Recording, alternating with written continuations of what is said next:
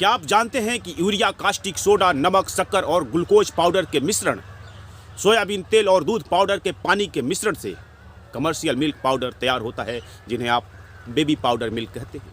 दुनिया भर में बच्चों के लिए बाजार से जो पाउडर मिल्क खरीद कर आता है, उस पर रोक लगाने की मांग तेज हो रही है।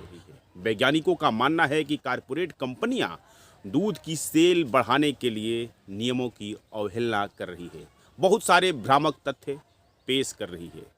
मेडिकल जर्नल लैंसेट में छपे रिपोर्ट के मुताबिक 55 बिलियन डॉलर के ग्लोबल मार्केट वाले बेबी मिल्क पाउडर की निर्माता कंपनियां नेताओं और पॉलिसी मेकर्स से मिलकर साठगांठ कर भ्रामक प्रचार कर रही है ताकि उनकी बिक्री बढ़ सके। आलेख के लेखकों में से एक WHO के वैज्ञानिक डॉक्टर निजेल रॉलिंग्स ने पिछले महीने प्रेस रिलीज जारी कर कहा कि अब यह समय आ गया है कि इसे खत्म होना चाहिए। महिलाओं को इतना सशक्त होना चाहिए कि वे निर्णय ले सके कि बच्चों को बेबी मिल्क पाउडर पिलाना है या ब्रेस्ट फीडिंग कराना है। उनके पास बाजार से प्रभावित सूचनाएं नहीं होनी चाहिए, उनके पास स्वच्छ सूचनाएं होनी चाहिए।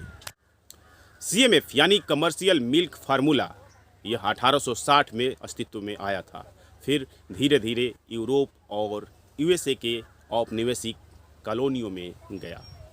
फिर कारपोरेट ने धीरे धीरे लो मिडिल इनकम वाले देशों में इसका मार्केट विस्तार किया, किंतु बेबी मिल्क पाउडर की बिक्री में बढ़ोतरी 1980 के बाद ही तेज होती है। एक रिपोर्ट के मुताबिक 1978 से लेकर के 2019 तक इसका मार्केट 37 फोल्ड में बढ़ चुका है, यानी 37 बार गुलाटी लेकर के दोगुना हो चुका है।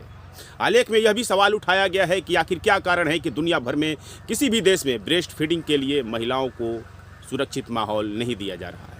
आखिर ब्रेस्ट फीडिंग तो महिलाओं को ही कराना होता है, न कि पुरुषों को। इसलिए सरकार को चाहिए कि ऐसी पॉलिसी बनाए कि काम काज के स्थलों, यात्रा स्थलों या बसों या ट्रेनों में महिलाओं के लिए सुरक्षित व्यवस्था दिया जाए ताकि वे निसंकोच ब्रेस्ट फीडिंग करा सके। आलेख में कहा गया है कि इसके पीछे कारपोरेट की लॉबिंग और उनका पैसा ही है, जो नीति निर्धारक इस तरफ उदासीन रहते हैं। कई खुलासे करने वाले इस शोध में कहा गया है कि 1975 में नेस्ले के नेतृत्व में international council of infant food industries की स्थापना ही इसलिए की गई थी ताकि किसी बाहरी व्यक्ति या किसी संगठन को खड़ा किया जाए जो ब्रेस्ट फीडिंग के खिलाफ दुष्प्रचार कर सके। हालांकि अब यह बंद हो गया है, किंतु मौजूदा समय में international special dietary food industries और उससे जुड़े 20 संगठन दुनिया भर के 6 महादेशों में ब्रेस्ट फीडिंग के खिलाफ माहौल बनाने और बेबी पाउडर मिल्क की सिफारिश करने के लिए काम करते हैं। शोध में कहा गया है कि इनके लॉबिस्ट समय समय पर विश्व व्यापार संगठन और विश्व स्वास्थ्य संगठन को भी प्रभावित करते रहे हैं।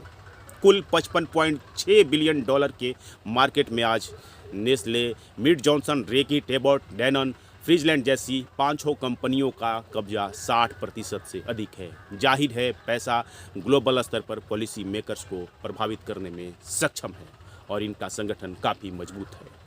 आप जानकर हैरान हो जाएंगे कि नेस्ले न्यूट्रिशन इंस्टीट्यूट ने दुनिया भर में फैले अपने 30 फैसिलिटी सेंटरों पर 5000 स्टाफ इसलिए बहाल कर रखा है ताकि साल भर में लगभग 200 रिसर्च पेपर प्रकाशित होते हैं और उन रिसर्च पेपर के माध्यम से बेबी पाउडर मिल्क के पक्ष में माहौल बनाया जाता है और लगभग 3 लाख हेल्थ वर्कर को ई-लर्निंग प्लेटफॉर्म के माध्यम से प्रभावित किया जाता है।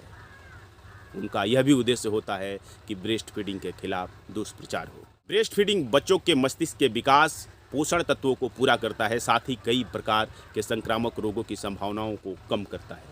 वहीं महिलाओं को मोटापा से मुक्ति, डायबिटीज, ब्रेस्ट कैंसर, गर्भाशय कैंसर की संभावनाओं को कम करने में मदद करता है। किंतु ब्रेस्ट फीडिंग को लेकर के बहुत सारा माहौल जो छाया हुआ है, इसके पीछे कारपोरेट कंपनियां। रिपोर्ट के मुताबिक ब्रेस्ट फीडिंग यदि दुनिया में 100% कराया जाने लगे तो लगभग 8,23,000 नवजात और 98,000 महिलाओं का जीवन प्रतिवर्ष बचाया जा सकता है। आप भी जानते हैं कि दुनिया में ब्रेस्ट फीडिंग को नवजात के लिए सबसे शानदार माना जाता है। चिकित्सा विज्ञान भी ब्रेस्ट फीडिंग को ही रिकमेंड करता है, किंतु एक सच यह है कि दुनिया में एक बड़ी आबादी बच्चों को पाउडर मिल्क का सेवन कराती है।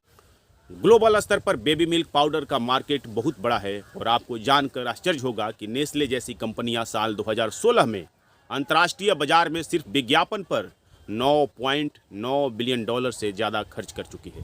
हालांकि इस विज्ञापन खर्च में नेस्ले के और भी बहुत सारे प्रोडक्ट आते हैं, किंतु यह रकम क्या काफ़ी नहीं है? तो यह था कमर्शियल दूध के कारोबार का कच्चा चिट्ठा पर मेरा पहला एपिसोड। लैंसेट जर्नल के रिपोर्ट को आप भी पढ़िए, वरना हम तो रिपोर्ट लेकर आते ही रहेंगे। आप जागरूक बनिए, अपने अधिकार को जानिए, दुनिया में जो कुछ हो रहा है, बाजार में जो कुछ हो रहा है, कैसे आप प्रभावित हो रहे हैं, यह सब समझिए, वरन्यथा आप बाजार के द्वारा लूट लिए जाएंगे। यह वीडियो आपको कैसा लगा कमेंट करके बताइएगा। यदि फेसबुक पर देख रहे हों तो फॉलो करिए, यदि यूट्यूब पर देख रहे हों तो सब्सक्राइब करिए। अपना ख्याल रखिए।